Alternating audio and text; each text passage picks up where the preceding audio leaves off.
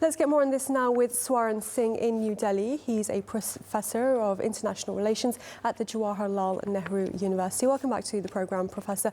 Now, the Reserve Bank of India has managed to raise just under $41 billion from its diaspora in just 8 weeks. How has it managed to do that? And is it a sustainable long-term strategy for defending its currency? I think it's an unconventional way of raising foreign currencies, and that means it can only be done. So fundamentally, it's using the foreign currency of non-resident Indians, which is in terms of an interest arbitrage money which comes into India, which fundamentally means staggering or postponing that repayment liability to ensure stability in Indian currency. But this is also possible because India now has about 34 million overseas people of Indian origin and non-resident Indians abroad who have shown enormous interest in Indian economy, which is growing fairly rapidly. In fact, if you look at the Gulf crisis, how they have impacted much of the economies that are dependent on Gulf oil, particularly the free-floating import-dependent currencies of South Korean won or Japanese yen or Indian rupee.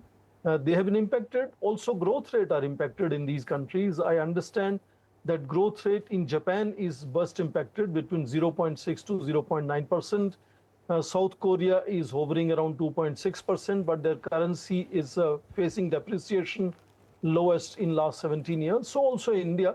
In fact, Chinese growth rate is now at 4.4%. And in that comparison, India's growth rate of 6.3% is what makes non-resident Indians have that confidence in putting that money when Reserve Bank of India, which is Central Bank of India, calls for such a kind of an unusual way of raising money. It's a stopgap arrangement. It's not something that can sustain by itself. But good sign is that India has about nearly $700 billion of foreign exchange reserves that gives it certain confidence. But fundamentally, the lesson lies that the Gulf crisis must come to an end. And at home, India will have to also deal with the inflation, balance of payments, current account deficit issues. So it's a stopgap arrangement which has worked fine. But it can't sustain. It is only buying time to the government of India to deal with more substantial issues. And Professor, you touched on the Gulf crisis there. With India importing the vast majority of its crude oil, high energy costs are creating a continuous demand for the US dollar. How severely could its widening trade deficit impact its broader economic growth? Now, that's a serious issue.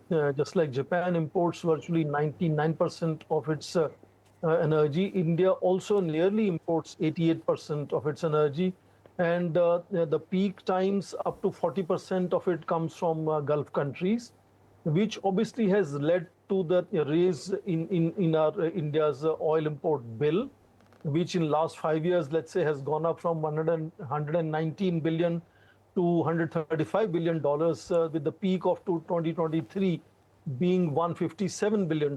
But same thing, because rupee is depreciating, if you look at the same bill in local currency, Indian currency, which is rupee, then the hike is much sharper, from about 8.8 lakh crores in Indian accounting to 12.12 lakh crores. So, and it's not just the energy, the entire commodity prices, in fact, have gone up. India's fertilizer imports are impacted.